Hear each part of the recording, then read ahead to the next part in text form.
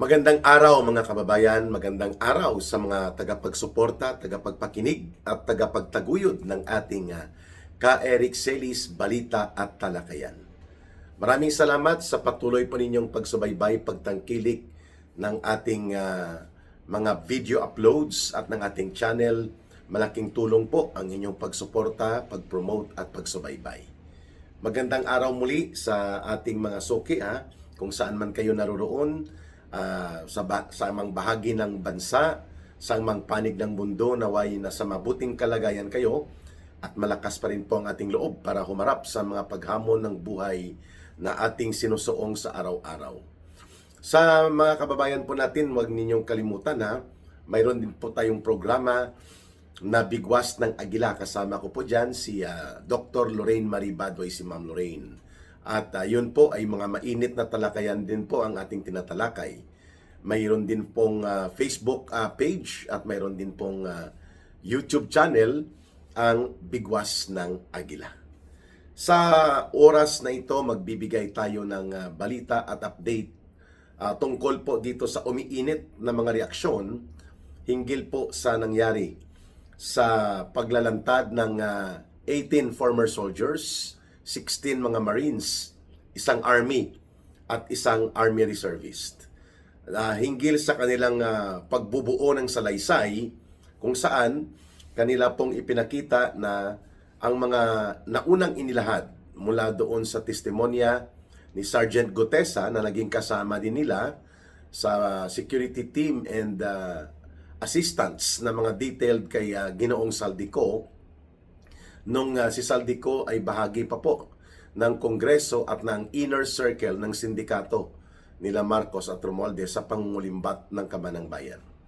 At itong 18 na brave men na tinaguri ang the 18 new brave men, no, na dahil 18 sila, and we have come to know na may mga 10 pa yata na magbibigay din ng karagdagan pang mga detalye at patutuo sa mga naunang salaysay na ito.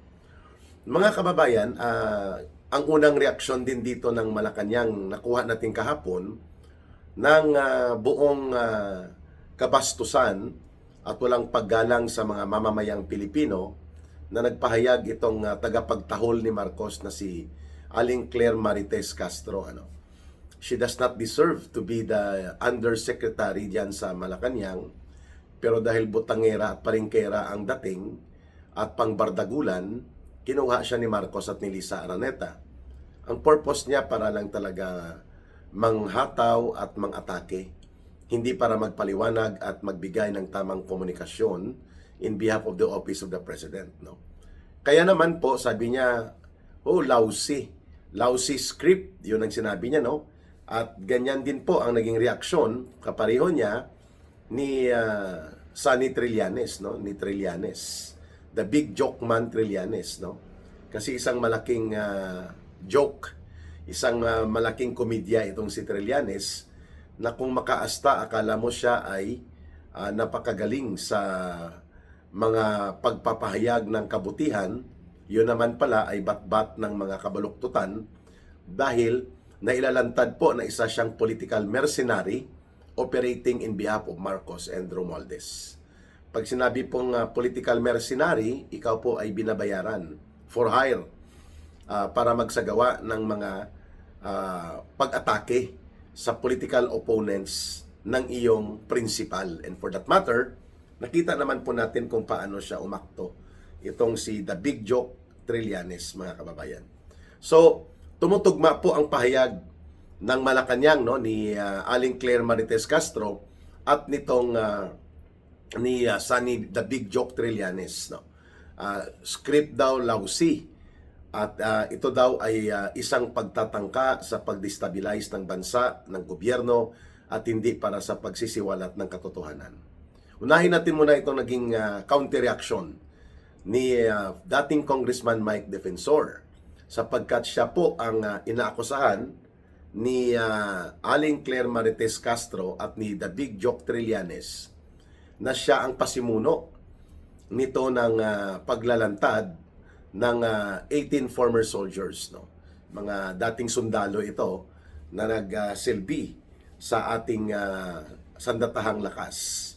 At binanggit ni Congressman Mike Defensor sa isa sa naging pahayag niya din kahapon na wala man lang kalatoy-latoy ng isang matino na opisyal ang mga pahayag na ginagawa ni Aling Claire Marites Castro bilang tagapagtahol ni Marcos. Palengkera, no? Akala mo nagtitinda without insulting or putting down yung mga taga-palengke na nabubuhay sa palengke ng Marangal, no? Mga vendors, yung mga nagtitinda sa palengke. Without putting them down, ang paggamit po nitong description na palengkera kay Aling Claire Marites Castro ay dahil sa palengke po okay lang magsigaw ka eh. Magsisigaw-sigaw ka ng, oh, sibuyas, sibuyas, sibuyas. O, baboy, baboy, baboy. O, 380 ang kilo. Okay lang po yon kasi palengke po yon. Yan po ang ibig sabihin, palengkera. The way Claire Castro handles herself and leads the communication team ng presidente, parang ganun po ang style, kaya tinawag siyang palengkera. Pangalawang beses po itong tinawag siya in public na palengkera ng mga matataas na may katungkulan sa gobyerno o dati may katungkulan sa gobyerno. Ang unang nagtawag po nito kay Aling Claire Marites Castro na siya ay isang palengkera at wag naman sana maging parang taga-palengke ang kanya mga estilo ng pahayag sa Office of the President ay ang dating Executive Secretary ni Marcos na si Lucas Bersamin, no? Nung panahon po na hindi pala nag-resign si dating Chief Justice ito ng Supreme Court at naging Executive Secretary ni Marcos, tinanggal pala ito at sinipa. Inunahan na ni Aling Claire Marites Castro, also known as Aling Claire Palengkera, na ipahiya si dating Executive Secretary Bersamin. Ayun, sinagot siya na maghinay-hinay ka at magunos dili ka kasi wala akong na-submit na resignation letter.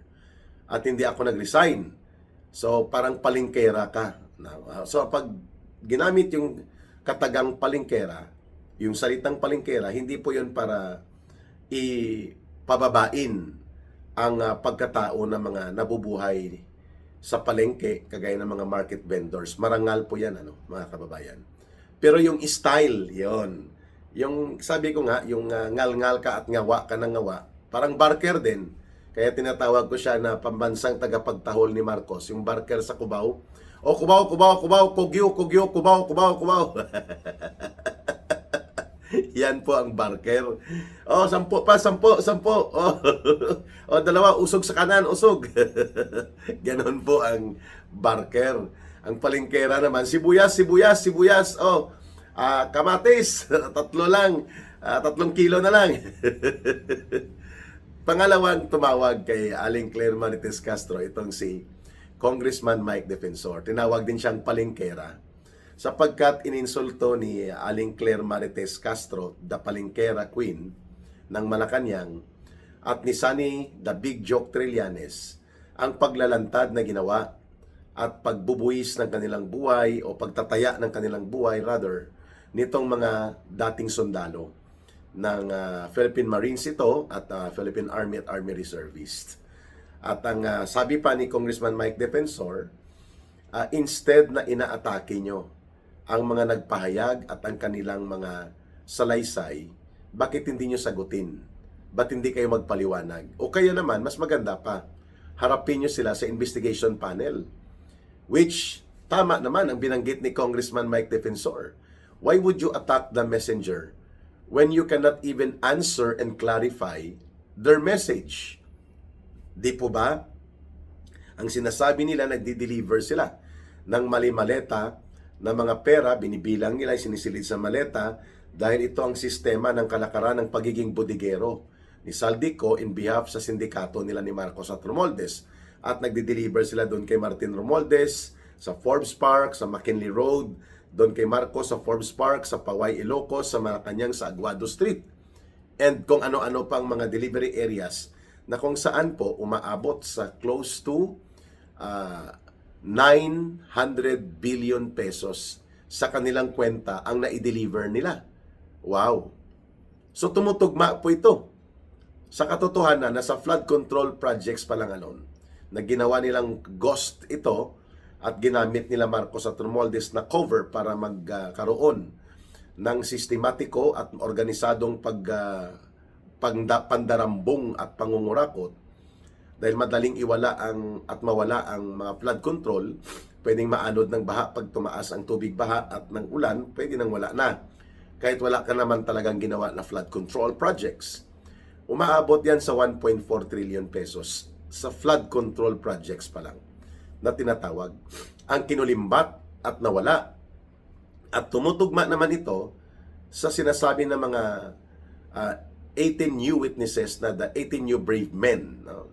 Ang 18 matatapang na mga Ginoo na nanindigan ngayon para sa pagsisiwalat ng katotohanan para mapukaw ang mga mamamayan at ang ating gobyerno mismo ay magkaroon ng kaliwanagan kung sino talaga ang punong salaring kriminal o masterminds. Okay? So, ang isa pang challenge ni Congressman Mike Defensor kay Aling Claire da Palinquera Queen of Malacanang ay bakit hindi ka humarap sa investigasyon ng boss mo, si Marcos, at ang mga nasasangkot na ito at subukan yung banggain o kontrahin ang mga testimonya at salaysay na ito batay sa isang investigasyon like Senate Blue Ribbon Committee o kaya ay sa Kongreso, no? Na kung saan pwedeng mabuksan ang forum na ito o kaya sa panel ng ombudsman. Why not do that, mga kababayan? So malinaw na ang nais na counter message dito ni Congressman Mike Defensor, maliban sa wala ng sense of professionalism, itong si Palinquera Queen, Aling Claire Damarites Castro, dami niya ng pangalan na, may tagapagtahol, the barker pa minsan ang tawag sa kanya, itong si Sunny Boy Trillanes at si Aling Claire Marites Castro, nagsanib puwersa na. No, pareho po ang kanilang atake. Lousy daw ang script, pasimuno daw nito si Congressman Mike Defensor at ito daw ay may layunin na mag-destabilize. At hindi naman daw totoo ang mga ito. So, ano ang totoo? Ang simpleng alibay at mga pagwawalang bahala at ang tatabon-tabon na ginagawa ninyo o ang detalyado na salaysay na tumutugma sa mga pangyayari, sa mga naunang nailahad na mga salaysay like ang mga naunang inihayag nila Diskaya na pilit pinatahimik sa Senate Blue Ribbon Committee ni Ping Lacson. At sa ICI, hindi na rin sila binigyan ng pagkakataon pa na magkaroon ng malinaw na pagpapahayag. Ano ang sinasabi ninyong hindi tumutugma sa katotohanan? Ito nga ang nilalaman ng naging salaysay noon ni Sergeant Gutesa na nagpapatotoo na talagang bulto-bultuhang maleta, equivalent sa tuni-tuniladang salapi na kinulimbat at ninakaw, ang pinadeliver ni Saldico kina Marcos at Romualdez at sa iba pa.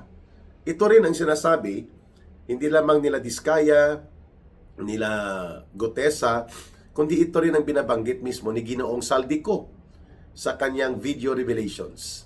Ganon din po, ito rin ang inihayag nila Yusek Adrian Bersamin na kung bakit siya lumapit kay Congressman Leandro Libeste. Ito din po ang inihayag sa mga files ni dating Undersecretary Cabral bago ito nawala o naging isang bangkay, at pati na po sa mga naglantad pa, kagaya po ni Yusek Bernardo, na isa din sa mga bagman operator sa DPWH na hawak ni dating DPWH Secretary itong Kulukoy na si Bunuan. Lahat ng mga binabanggit nitong 18 new witnesses, yung 18 matatapang at maginoong mga nagsalaysay na ito na dating mga sundalo, tumutugma sa naunang mga salaysay. Yun ang punto ni Congressman Mike Defensor. Regardless kung tumulong man o hindi sina Congressman Mike Defensor, that's not the point. That's no longer important kung sinong tumulong para maglantad ng kanilang salaysay ito mga 18 new witnesses. O bakit nyo binibigyan ng malisyusong atake? Halimbawa, may mga pahayag pa si Trillanes at si Aling Claire Martes Castro na na-trace na daw nila ang mga sasakyan na ginamit ay mga sasakyan na nakarehistro, ang isa sa pamilya ni Congressman Mike Defensor. So what? Kung nakarehistro. So what kung sasakyan yon na konektado kay Congressman Mike Defensor? Ano ngayon? Will that diminish? Will that eliminate the weight of the testimony ng mga new 18 witnesses? Hindi. Sapagkat hindi nyo sinasagot ang punto at mayor na layunin kung bakit may salaysay sila. The message was very clear. Their messages were clear. Nag-deliver sila kay Marcos, nag-deliver sila kay Romualdez, at sa iba pa mga opisyal ng gobyerno at mga kongresista na mga nasasangkot, no? Pati sa mga komunistang terorista sa panahon na si Saldico ay siya ang nagsisilbing budigero at distributor ng partidahan sa kinulimbat at kinurakot na pera. And these are facts na na-establish hindi lamang ng 18 witnesses na ito, kundi even doon sa iba pang nagsalaysay na nabanggit ko kanina. So, ibig sabihin nito mga kababayan, ang reaksyon na ipinakita ng Malacanang sa pamamagitan ng kanilang palengkera queen ng Malacanang na hindi na lang simpleng tagapagtahol, kundi pati na ang big joke political mercenary nila na si Trillanes tumutugma ngayon sa approach nila na ignore, counter-attack, and then blame. Yun ang kanilang taktika. Ibaliwala nila, hindi nila sasagutin ang totoong mensahe dahil wala naman silang maisagot sa katotohanan ng mga revelation of facts and information. And then, mag-counter-attack sila, personality attack, at hindi nila sasagutin ang totoong issue, and then i-blame nila. No? Kaya yon ang counter-attack, shift the blame, and create another narrative para hilain ang atensyon ng tao doon sa main issue kung bakit may mga salaysay na lumalabas kagaya nito. Mabuti na lang po, matalas din po ang pag-iisip nito ni Congressman Mike Defensor at sinagot ng direkta. Hindi ito kapareho ng sinasabi ninyong peke na testimonya noon sa Senado, yung Ador Mawanay case na later on nag-retract siya dahil ginamit siya daw ng ISAF o ng Intelligence Service of the Armed Forces of the Philippines at nila First Gentleman Mike Arroyo tungkol sa atake noon kay Senator Ping Lacson. No? That was 25 years ago or 23 years ago pa. Sabi ni Congressman Mike Defensor, hindi ito kapareho doon.